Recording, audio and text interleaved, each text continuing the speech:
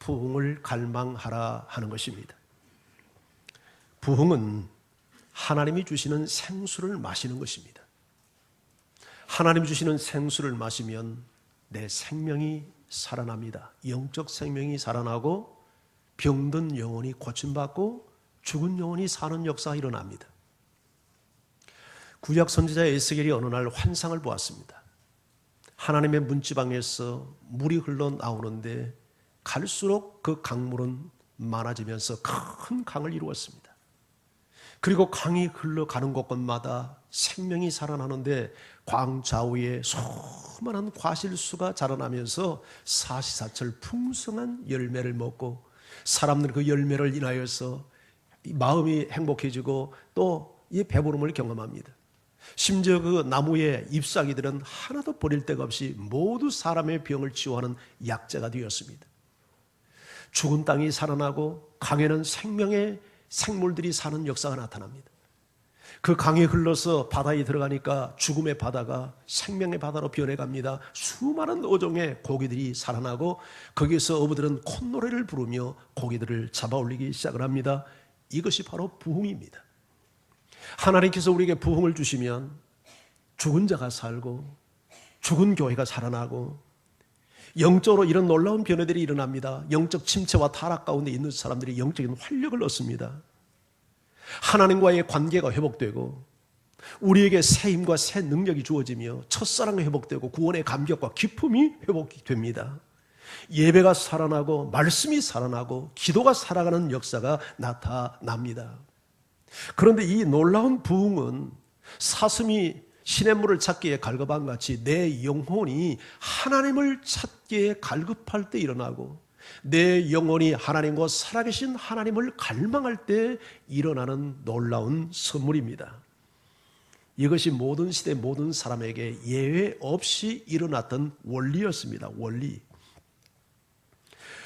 여러분, 타락의 시대, 영적 침체 시대에는 항상 사람들이 하나님을 멀리했습니다. 하나님과 거리가 멀었습니다. 등을 돌리고 살았습니다. 그런데 부흥의 시대에는 언제나 하나님을 찾기에 갈급했고 하나님에게 목말라 했습니다. 저는 여러분들이 하나님을 찾기에 갈급하고 하나님을 목말라 하는 이런 은혜가 있기를 원합니다. 그리할 때 우리에게 부흥이 오는데, 그런데 이런 부흥이 어떤 배경과 상황에서 옵니까? 그 첫 번째는 위기 상황에서 부흥이 옵니다. 자, 오늘 성경에 보면 이삭은 블레셋 사람들에 의해서 지금 생존의 위협을 받고 있습니다. 왜냐하면 블레셋 사람들이 우물을 다 메워버렸기 때문입니다. 그들이 살던 땅을 떠나라고 요구했기 때문입니다. 새로운 장소에 가서 시급하게 우물을 파야 될 상황에 놓여 있습니다. 하루나 이틀 사이에 우물을 파지 않으면 그 많은 대가족과 모든 가축이 몰살을 당할 수밖에 없는 위기 상황에 놓여 있습니다. 그래서 이삭이 우물을 파는 문제는 시급을 다투는 문제입니다. 3순위 문제나 4순위 문제가 아니라 생존을 위한 제1순위 문제가 되었습니다. 그런데 이것이 우리 영적 상황에도 일어나야 합니다. 영적 침체를 극복하고 다시 하나님이 부어주시는 생기를 경험하기 위해서 우리는 시급하게 우물을 다시 파야 합니다. 생수의 근원이신 하나님을 만나야 합니다. 그런데 블레셋 사람들이 이삭이 우물물을 길어먹지 못하도록 우물을 메워버린 것처럼 사탄도 우리가 생수의 근원 되신 하나님을 만나지 못하고 영적으로 기갈하고 죽기 위해서 우물을 메우는 이런 일들을 지금도 사탄은 우리에게 행합니다. 하나님과의 관계를 파괴시킵니다. 예배를 죽입니다. 말씀 듣는 것을 죽이고 기도를 못하게 만듭니다. 세상의 것들을 얻는데 너무 분주하여 하나님 앞에 나아가는 길을 가로막고 있습니다. 불신앙으로 하나님을 신뢰하지 못하게 만들어 하나님을 찾지 못하게 만듭니다. 그래서 영혼이 죽고 우리의 영혼은 무기력에 빠지게 만듭니다. 많은 그리스도인들에게 나타나는 현상입니다. 그런데 이런 영혼의 위기는 내가 하나님을 새로 만나 영혼의 생수를 체험할 수 있는 새로운 기회가 될 수도 있는 것입니다.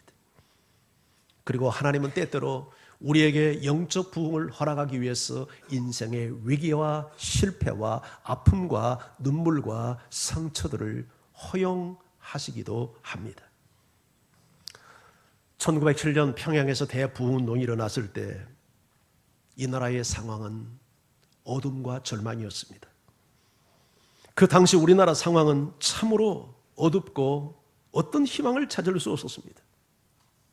최고의 지도자 임금은 권위를 상실했고 관리들은 부정부패에 만연했습니다. 관리들의 부정부패가 얼마나 심했던지 백성들의 등골이 휠 정도였습니다. 오죽했으면 그렇게 배우지 못하고 힘없는 백성들이 목숨을 걸고 봉기를 했겠습니까? 그러자 그 당시 제법 영향을 미치고 있는 동학 교도들이 함께 힘을 합해서 농민 봉기는 혁명이 되었습니다. 그래서 들불처럼 전국적으로 혁명의 바람이 불기 시작을 했던 것입니다. 역사학자들은 이 빈종 봉기를 일으켜서 동학혁명이다 그렇게 명명하고 있습니다. 조정은 공권력을 동원하여서 민중봉기를 막으려 했지만 역부족이었습니다. 그래서 청나라의 군대를 요청합니다. 청나라 군대가 들어오자 대륙 진출의 야망을 품고 있었던 일본이 한반도에 대한 영향력을 이룰 수 없기 때문에 우리의 허락도 없이 군대를 진입시켜 이 땅에서는 원치 않는 전쟁이 벌어졌습니다. 그 전쟁이 바로 청일전쟁입니다. 그러나 이 청일전쟁은 일본의 승리로 끝이 납니다. 그리고 그 상처가 직체 가시기도 전에 또 하나의 전쟁이 이 땅에서 일어납니다.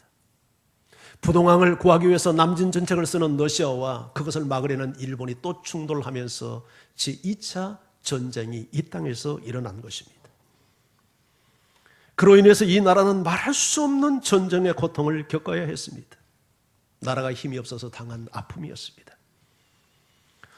그러나 이 노일 전쟁도 일본의 승리로 끝이 나면서 일본은 노골적으로 이 조선 땅을 지배하는 야욕을 드러냅니다.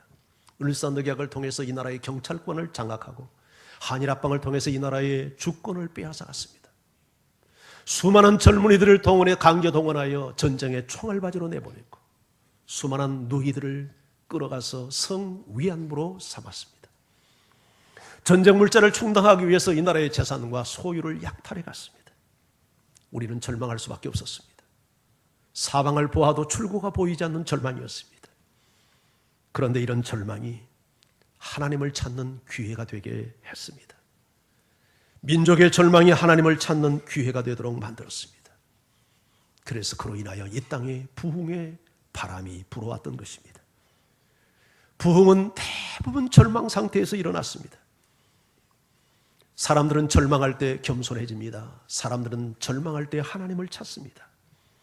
그래서 하나님은 우리에게 부흥을 허락하시기 위해서 때때로 우리에게 절망과 아픔과 눈물과 상처를 허용하시기도 합니다.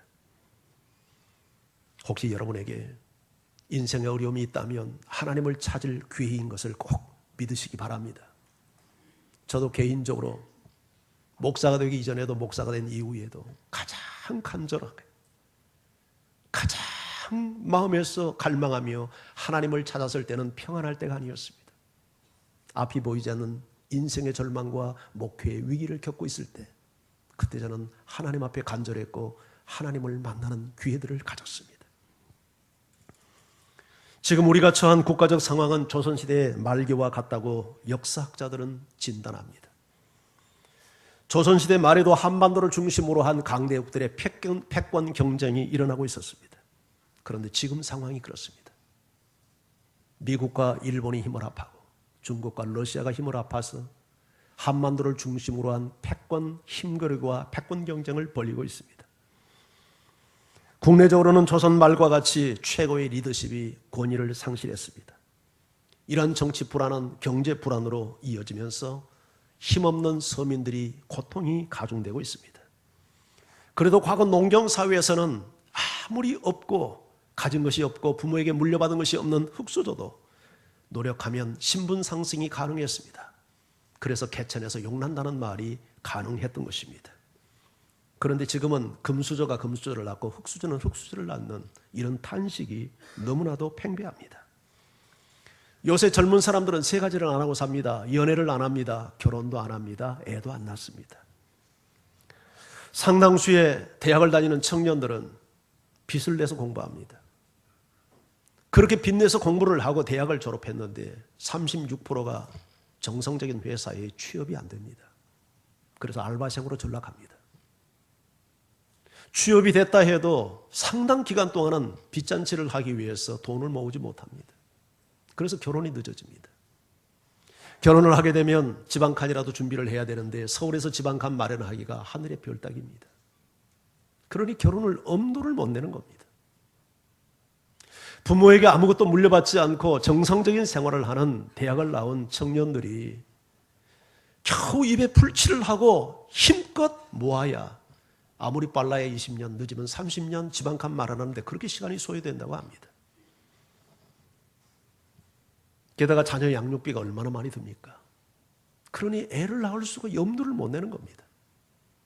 부모들이 자식 낳고 뒷바라지 하느라고 고생하면서 아무것도 빈털터리가 되어서 고생하는 모습 보면서 영리한 젊은이들이 판단을 한 겁니다. 아, 나는 우리 부모처럼 저렇게 바보스럽게 살지 않아야 되겠구나. 그 방법이 애를 안 낳는 것입니다. 그 돈 가지고 자기의 미래에게 투자하는 것입니다. 이건 분명 성경적 방법이 아니겠죠. 전문가들은 오늘 이 시대를 향하여서 이렇게 진단합니다. 정말 이 시대의 진정한 위기가 뭔가, 문제가 뭔가? 그것은 정치 불안도, 경제 침체도, 경제 양극화도 아니라고 이야기합니다. 무엇이 이 시대의 가장 심각한 병리 현상인가요? 우리의 자식 세대들이 아무리 열심히 노력해도 희망이 보이지 않는다는 절망감, 이것이 이 시대의 가장 심각한 문제라고 진단하고 있습니다. 국가의 권력은 국민을 위해 존재해야 합니다. 그런데 뚜껑을 열어보니 실상이 그렇지 못했습니다. 과거 독재 시대나 있을직한 정경유착의 폐습은 아직도 이 땅에 사라지지 않았습니다. 젊은이들의 70% 이상이 우리 사회를 공정한 사회라고 보지 않습니다. 공정이라는 게 뭡니까? 모든 사람이 동일하게 적용하는 게임에 룰이 있어야 공정한 사회가 되는 것입니다. 그런데 아무리 열심히 실력을 갖춰도 인맥이 없으면 빛을 보지 못하는 것이 우리의 절망감입니다. 요새 정유라가 우리의 시선을 끌고 있습니다. 왜 정유라 사태가 그처럼 사회적 이슈가 되어야 합니까? 대학을 부정 입학했습니다. 학사 관리가 부정으로 관리되어졌습니다. 심지어 학교에 출석도 하지 않고 시험을 본 적도 없는데 시험 점수가 나와 있습니다. 부정을 행한 것입니다. 권력자의 입김에 의해서 공정한 룰이 파괴되고 있었던 것입니다. 한 사람을 혜택을 주기 위해서 수많은 사람들에게 좌절감을 안겨주는 공정의 룰을 파괴하는 그릇된 일을 권력자에 의해서 행해지고 있었던 것입니다. 이 사회가 공정하지 않다고 한다면 누가 열심히 노력하려고 하겠습니까? 젊은이들이 좌절감을 가지고 노력하지 않는다고 한다면 어떻게 이 나라의 미래가 희망을 이야기할 수 있겠습니까? 그러나 여러분, 인간의 절망은 하나님의 기회일 수 있습니다. 인간을 보면서 절망할 때 우리는 하나님을 찾을 수 있기 때문입니다. 우리는 절망 앞에서 탄식만 할 게 아니라 다윗이 그랬던 것처럼 목마른 사슴이 시냇 물을 찾기에 갈급한같이 내 영혼이 주를 찾기에 갈급하나이다. 내 영혼이 하나님 곧 살아계신 하나님을 갈망하나이다. 하나님이 주신 그 무엇이 아닌 하나님 자체를 갈망할 때 우리 속에 생수의 강이 터지며 우리가 부흥을 경험하는 역사가 나타나게 될 줄 믿습니다. 지금 우리는 하나님을 찾을 때입니다. 지금 우리는 하나님의 은혜를 구하고 하나님의 긍휼을 구할 때입니다. 반드시 다시 희망을 노래하는 새로운 역사를 주께서 이루실 줄 믿습니다. 여러분, 부흥은 위기를 통해서 옵니다. 지금 우리 상황이 국가적으로나 개인적으로나 위기입니다. 그래서 이때야말로 하나님께서 부흥을 주실 절호의 찬스라고 믿습니다. 두 번째, 부흥은 어떻게 오는가? 쓰레기를 치울 때 부흥이 옵니다. 자, 이삭이 아버지가 팠던 우물을 발견했는데 물을 길어낼 수가 없습니다. 왜냐하면 블레셋 사람들이 온갖 쓰레기를 다 집어넣어서 우물을 메워버렸기 때문입니다. 저 우물 밑에서 생수를 길러내기 위해서는 시급하게 쓰레기를 걷어내야만 했습니다. 그런데 이것이 우리가 영적 부흥을 경험하기 위해서도 해야 할 일입니다. 마귀는 우리가 하나님 앞에 가까이 나아가 생수를 얻지 못하도록 온갖 쓰레기 더미를 우리의 심령과 삶 속에 집어넣었습니다. 특별히 사탄이 우리에게 하나님을 만나지 못하도록 심어놓은 쓰레기 중에 하나가 불신앙입니다. 그래서 영적 타락의 시대, 침체 시대는 언제나 보면 영적인 어둠과 무지 때문에 사람들이 진리를 찾지 않았습니다. 강단에서 바른 말씀이 선포되지도 않았습니다. 마틴 노이드 존스가 쓴 부흥이라는 책에 보면 영국의 18세기 이전의 상황을 이야기합니다. 18세기 조지 휘필드나 요한 웨슬레에 의해서 놀라운 부흥운동이 일어나기 직전 영국 사회는 강단에서 하나님의 진리가 바르게 선포되지 않았고 온갖 세상의 이론과 철학이 난무했고 성도들은 교회 나가는 즐거움을 잃어버렸고 그래서 예수를 믿는다고 하지만 예배당을 찾지 않았습니다. 인간의 죄와 이 진노에 대한 죄의 진노에 대한 하나님에 대한 두려움을 상실했습니다. 그러나 부흥의 때는 달랐습니다. 강단에서 하나님의 말씀이 바르게 그리고 권위 있게 선포되었고 모든 백성들은 모든 성도들은 말씀의 권위 앞에 겸손히 무릎을 꿇었습니다. 우리는 부흥을 위해서 기도해야 합니다. 그러나 기도만 해서는 안 됩니다. 기도와 함께 해야 할 일이 있습니다. 그것은 우리의 심장을 메우고 있는 쓰레기를 제거하는 일입니다. 이것은 반드시 해야 합니다. 필수적으로 해야 합니다. 우리가 제거해야 될 4가지 쓰레기가 있습니다. 그 첫 번째는 인본주의입니다. 인본주의는 인간이 모든 것의 중심이 된다는 사상입니다. 여러분, 이것은 사탄의 고도의 전략이기도 한데 사탄이 언제나 우리를 타락시키고 우리를 멸망시키기 위해서 사용했던 전략이 네가 하나님 되랍니다. 인류의 첫 조상 아담을 하나님께서 이 아담이 사탄이 넘어뜨릴 때 어떻게 유혹합니까? 네가 하나님을 대적하고 하나님이 금한 것을 행하면 네가 하나님 될 수 있다. 이게 사탄의 유혹입니다.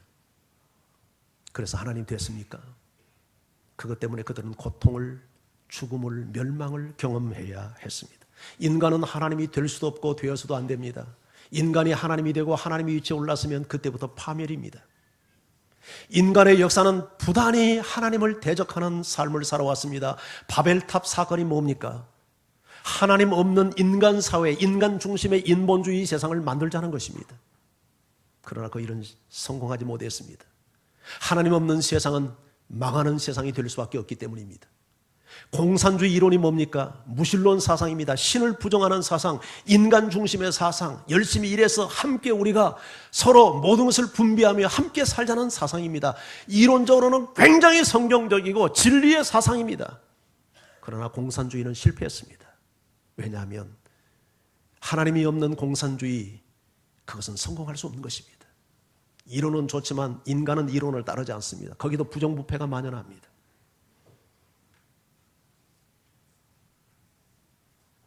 사단은 지금도 계속해서 네가 하나님 되라, 네가 우주의 중심이다, 이렇게 우리에게 속삭이지 않습니까?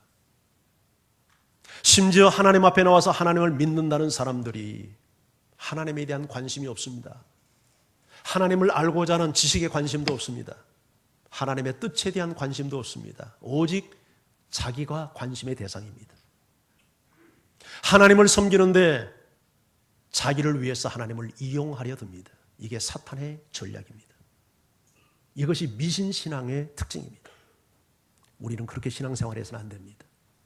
우리는 하나님을 알아가야 합니다. 진리를 알아가야 합니다.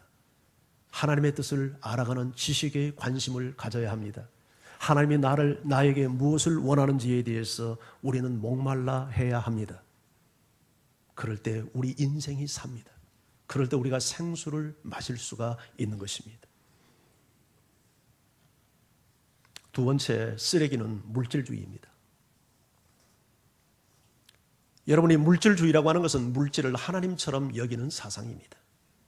그런데 예수님은 이렇게 말씀하지 않습니까? 네가 하나님과 재물을 겸하여 섬길 수 없느니라.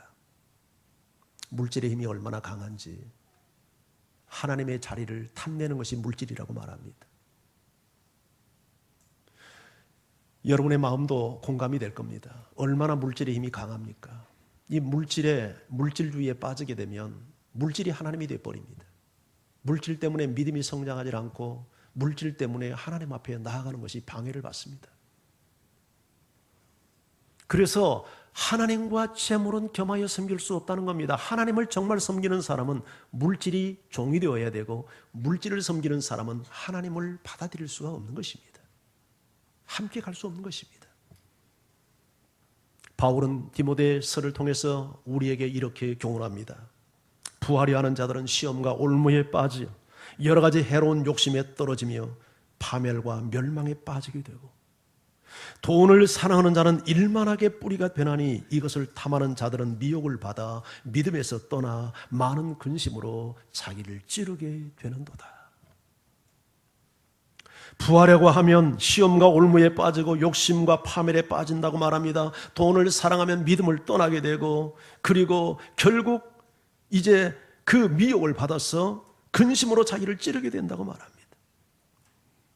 물질주의는 하나님께 나아가는 길을 막는 쓰레기더미입니다. 여러분, 우리는 내 영혼에게 진심으로 조용히 물어야 합니다. 내 영혼아, 너는 지금 누구를 신뢰하고 있니? 나의 하나님은 누구인가? 물질입니까? 하나님입니까? 재물입니까? 하나님입니까? 정직하게 답변하셔야 됩니다. 재물의 이 쓰레기를 치우지 않으면 하나님의 생수를 경험할 수 없습니다. 세 번째 우리가 치워야 될 쓰레기는 쾌락주의입니다. 쾌락주의는 인간의 욕망을 지상의 인생의 목적으로 삼고 사는 사상을 말합니다. 성경은 그런데 이렇게 말합니다. 이 세상이나 세상에 있는 것들을 사랑하지 말라. 누구든지 세상을 사랑하면 아버지의 사랑이 그 안에 있지 아니하나니 세상에 있는 것들은 육신의 정욕과 안목의 정욕과 이생의 자랑이니라. 이것은 다 아버지께로 온 것이 아니요 세상으로부터 온 것이니 이 세상도 정욕도 지나가지만 하나님의 뜻을 행하는 자는 영원히 거하느니라. 여러분, 육신의 정욕은 잠시 잠깐의 일이라고 말합니다. 이런 사람은 이 세상의 모든 사랑, 육신의 정욕, 안목의 정욕, 이생의 자랑은 하나님께서 온 것이 아니요 세상으로부터 온 것으로, 우리는 영원하기 위해서 하나님의 뜻을 구하는 자가 되어야 된다라고 말씀합니다. 우리는 예수를 믿지만 여전히 육체를 가지고 있습니다. 아직도 죄성을 지니고 있는 육체를 가지고 있기 때문에 욕망의 문제로부터 자유롭지 못합니다. 우리는 성령 안에서 부단히 욕망의 문제와 투쟁해야 합니다. 쓰레기를 제거해야 합니다. 마지막 세 번째는 자유주의 신학입니다. 자유주의 신학은 18세기 계몽운동과 함께 일어난 새로운 기독교의 신학의 형태입니다. 자유주의 신학의 배경은 인본주의와 이성주의입니다. 자유주의 신학자들은 무엇보다도 성경의 권위를 100% 인정하지 않습니다. 그들도 성경이 하나님 말씀이라는 거 인정합니다. 그런데 100%는 아니라고 생각합니다. 왜냐하면 성령의 감동에 의해서 성경의 저자들이 성경을 기록했지만 그것이 모집되어지고 형성되는 과정에서 인간의 오류가 개입될 수 있었다고 봅니다. 그 근거로 여러 가지 성경 안에 있는 충돌들을 제시합니다. 성경은 A문서, B문서, P문서가 합해된 이건 짜깁기 책이라고 그들은 판단합니다. 그래서 성경의 권위 앞에 굴복하지 않습니다. 그래서 그들은 성경을 비평해야 된다고 말합니다. 그것이 고등비평이라는 학문입니다. 그러나 여러분, 우리의 믿음은 성경에 뿌리를 두고 있습니다. 우리의 신앙 성경에 뿌리를 두고 있습니다. 만약에 성경이 100% 영감된 하나님의 말씀이라고 신뢰하지 못한다면 우리의 믿음과 신앙은 구름 위에 집을 짓고 있는 형태일 것입니다. 만약 그렇다면 어떤 누가 하나님의 말씀인 성경 위에 내 인생을 걸고 내 젊음을 걸고 심지어 내 목숨을 걸 수 있겠습니까?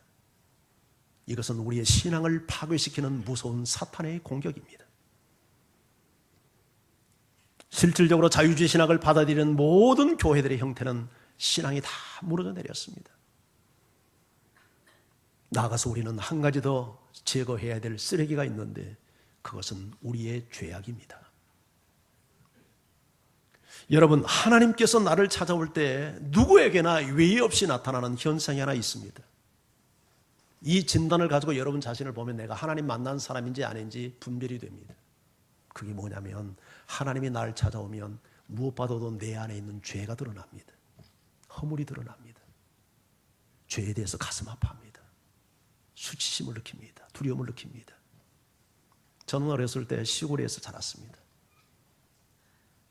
시골에 우리 집 방문이 창호지로 창호지 한 장을 발라서 방문을 만들었습니다. 어떻게 그렇게 살았는지, 그러니까 난방이 전혀 되지 않습니다. 그러니까 창호지 한 장으로 영하 15도 많이 내려갈 때 옛날에는 그렇게 추웠지 않습니까? 그런 추위를 맞고 살았습니다. 그래서 방 안에서도 말이죠, 얼음이 오는 겁니다. 창호지를 발라놨기 때문에 사용을 하다 보면 구멍이 생깁니다. 문고리 주변에 구멍이 두서너게 이렇게 생겨요. 아무리 조심히 써도. 그런데 아침에 동력에서 태양이 떠오르면 그 문에 햇살이 쫙 비치면서 뚫린 구멍을 타고 햇빛이 방 안으로 비칩니다. 그러면 그 전에 보이지 않았던 수많은 방 안에 날고 있는 먼지들이, 숨을 쉴 수도 없는 그런 상태로 먼지들이 날고 있는 게 눈안에 보입니다. 이게 하나님이 찾아올 때 느껴지는 현상입니다. 빛 대신 하나님, 거룩하신 하나님이 내 심령 속에 찾아오면 그 전에 느끼지 못하고 보지 못했고 발견하지 못했던 수많은 죄악의 먼지들이 내 안에 가득하다는 것을 보게 됩니다.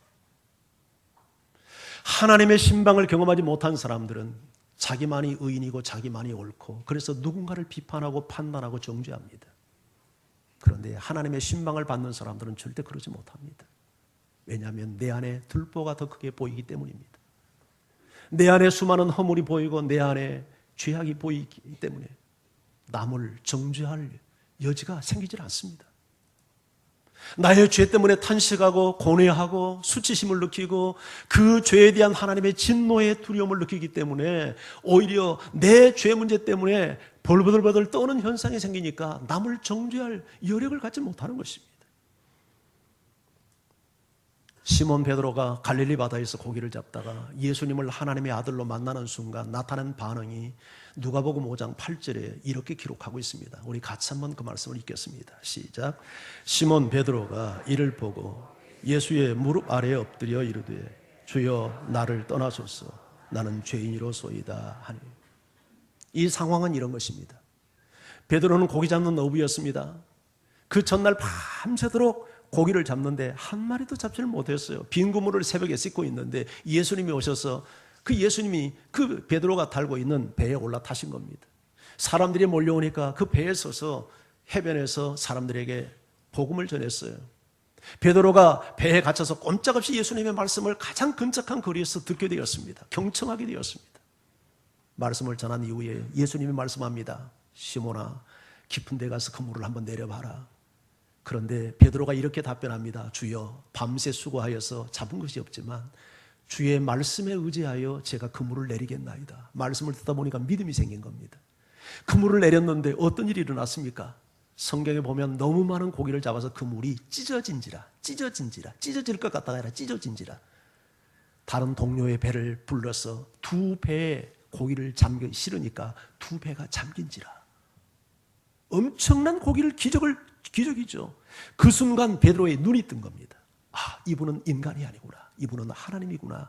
그러면서 나타낸 반응입니다. 뭐라고 했어요? 예수의 무릎 아래 엎드려 이르되 주여 나를 떠나소서 나는 죄인이로소이다. 인간이 하나님을 경험할 때 모든 사람들은 베드로와 같은 고백을 했습니다. 주여 나는 죄인입니다. 이사야도 그랬습니다. 에레미야도 그랬습니다. 기도원도 그랬습니다. 모든 사람들이 하나님을 만날 때 자기 자신의 숨겨진 죄악을 봅니다. 허물을 봅니다. 두려워 떱니다. 수치심을 느낍니다. 자책감을 갖습니다. 이것이 하나님 만난 현상입니다.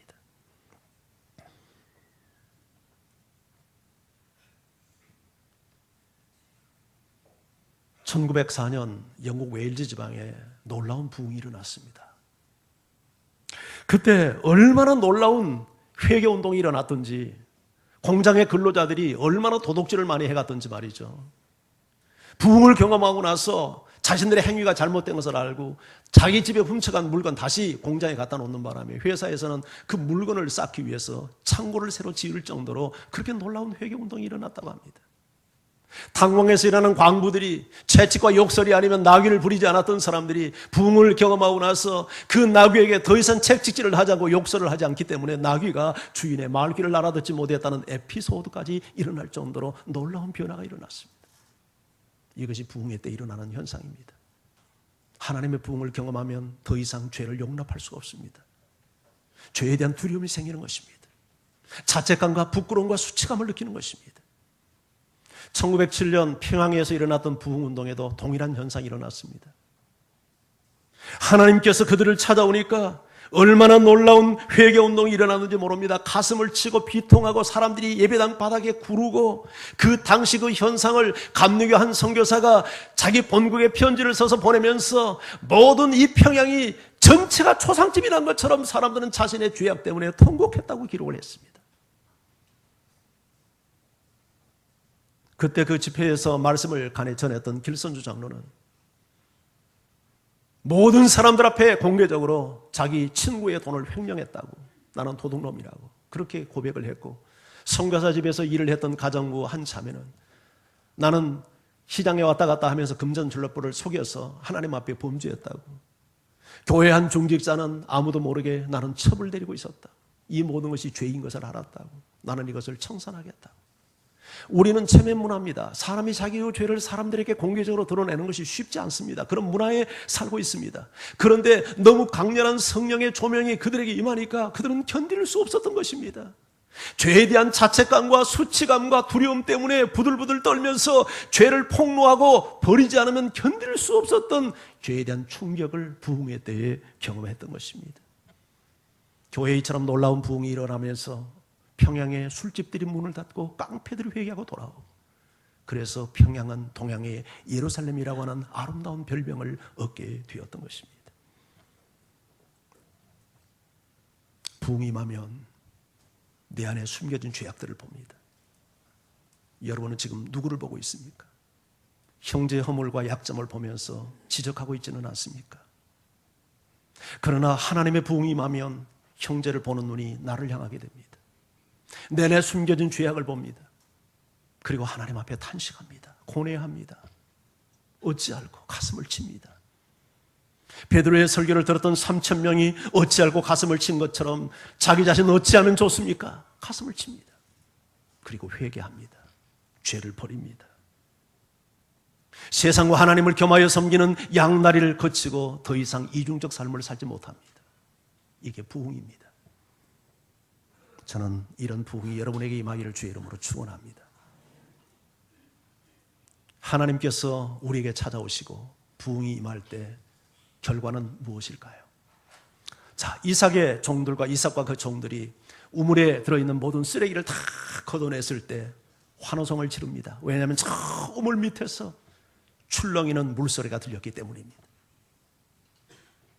물빛이 비치는 것이 눈에 보였기 때문입니다. 물이다! 생수다! 환호성을 질렀을 것입니다. 이제 우리 살았다. 하나님의 부흥은 하나님이 나를 찾아오면 내 안에 생수의 강이 터집니다. 더 이상 영적 침체에서 허덕이지 않습니다. 영적 무기력이 사라집니다. 하나님에 대한 첫사랑이 회복되고, 구원의 감격과 기쁨이 회복되고, 예배의 즐거움이 회복되고, 말씀 모르는 즐거움과 말씀 듣는 즐거움이 회복되고, 기도의 감격이 회복됩니다. 사역과 봉사의 즐거움이 회복되고, 사람들에게 예수를 말하는 전도의 기쁨이 회복되어집니다. 내 안에 영적 무기력이 사라지고 영적인 거룩함과 할 수 있다는 자신감이 회복되어집니다. 사랑하는 성도 여러분, 이런 부흥은 인생의 위기 속에서 일어납니다. 여러분에게 어떤 어려움과 위기와 절망이 있습니까? 찬스입니다. 하나님을 향하여 목말라 할 수 있는 찬스입니다. 하나님을 찾을 기회입니다. 그럴 때 하나님을 만나면 우리 속에 생수의 강이 터지는 역사가 일어날 것입니다. 부흥을 열망합니까? 하나님 앞에 나아가는 것을 가로막고 있는 온갖 쓰레기를 치우십시오. 인본주의, 물질주의, 쾌락주의, 자유주의 신학, 그리고 버리지 않고 간직하고 있는 은밀한 죄악들을 버리십시오. 여러분, 특별히 요새 우리가 살아가면서 이 사탄은 지금도 계속해서 네가 하나님이 되라, 네가 우주의 중심이다, 계속 사탄은 여러분에게 유혹할 겁니다. 그러나 신앙이 뭡니까? 자기를 부인하고 자기 십자가를 들고 주님을 따르는 일입니다. 신앙은 자기를 강화시키는 것이 아니라 자기를 부인하는 작업입니다. 그리할 때 우리는 하나님을 만납니다. 사탄은 너 돈 없이 어떻게 살지? 물질의 노예가 되도록 만듭니다. 그래서 하나님을 잃어버리게 만들고 신앙을 잃어버리게 만듭니다. 사단은 인간의 정욕, 네가 인생을 살면 얼마나 살겠어? 너 30, 40대를 얼마나 네가 버틸 수 있겠어? 인생을 엔조이해라. 쾌락주의로 우리를 유혹합니다. 그러나 쾌락의 노예가 되면 죽습니다. 자유주의 신학, 특히 자유주의 신학은 성경의 권위를 부정합니다. 여러분 요새 책 읽는 거 조심해야 합니다. 좋은 책을 읽으셔야 합니다. 좋은 책의 특징이 하나 있습니다. 그것은 오랜 역사 속에서 수많은 사람들의 사랑을 받은 책들이 좋은 책입니다. 마치 새로운 진리를 발견한 것처럼, 이전에 없던 새로운 진리를 내가 발견한 것처럼 떠들고 진리를 비평하는 책들이 많습니다. 그런 책들은 사실 좋은 책이 아닙니다. 여러분의 영혼을 함몰시키는 책들입니다. 좋은 책들은 역사 속에서 수많은 저항도 받고 또 사랑도 받으며 견뎌왔던 책들입니다. 그래서 고전을 읽으라고 하는 것입니다. 우리는 역사 속에서 증명된 좋은 책들을 읽으셔야 합니다. 그럴 때 우리 마음이 풍성해지고 하나님을 사랑하는 마음이 생기고 겸손해지고 하나님을 향하여서 영혼이 열리는 것입니다. 무엇보다도 여러분의 죄악을 제거하십시오. 먼지 같은 죄악들, 성령이 여러분에게 조명을 하면 내 자신의 허물, 그래서 사도 바울은 내가 죄인 중에 괴수라는 고백을 했던 것입니다. 오라 어찌할꼬 나는 공고한 사람이로다. 이것이 영적으로 민감한 사람들 속에서 나오는 탄식이었습니다. 오늘 하나님이 여러분과 함께 하기를 원합니다. 여러분의 가슴 속에 세상에서 얻지 못했던 영혼의 생수가 터져나기를 주의 이름으로 축원합니다. 우리 같이 찬양하시죠.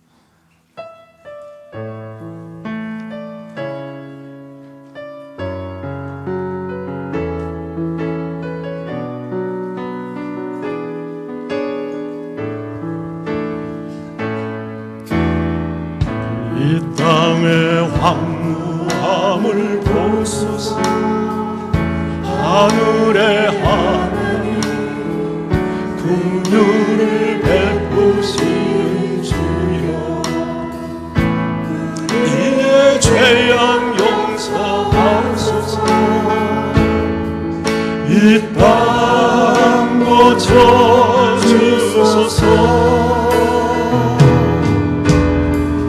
이제 우리 모두 하나 되어 이 땅에 무너진 기초를 다시 쌓을 때 우리의 우상들을 태우실 성령의 불이 마소서.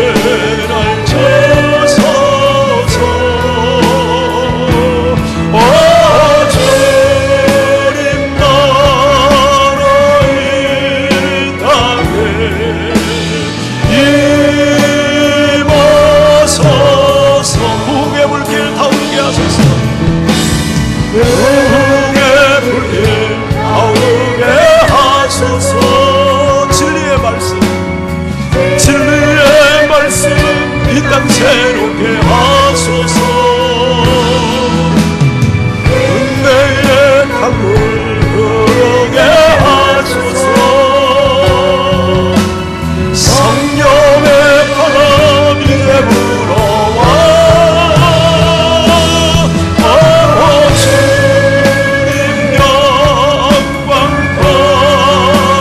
거룩한 새날 주소서.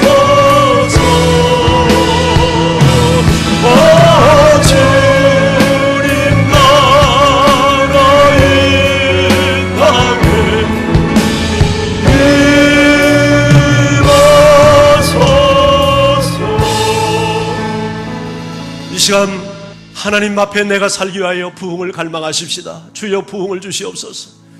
하나님께서 우리에게 부흥을 주시는데 인생의 위기와 절망을 통해서 부흥을 주실 때가 많습니다. 인생의 절망은 나를 겸손케 하며 내 시선을 하나님을 향하게 만들며 하나님을 향하여 갈급하고 갈망하게 만들기 때문입니다. 여러분에게 어떤 인생의 위기와 어려움과 절망이 있습니까? 저주가 아닙니다. 하나님의 징계는, 어쩌면 이런 고통은 나를 살리는 하나님의 놀라운 지혜입니다. 하나님을 바라보십시오. 하나님을 향하여 갈망하십시오. 하나님을 찾으십시오. 하나님을 만날 때 영혼의 생수가 터져나올 줄 믿습니다.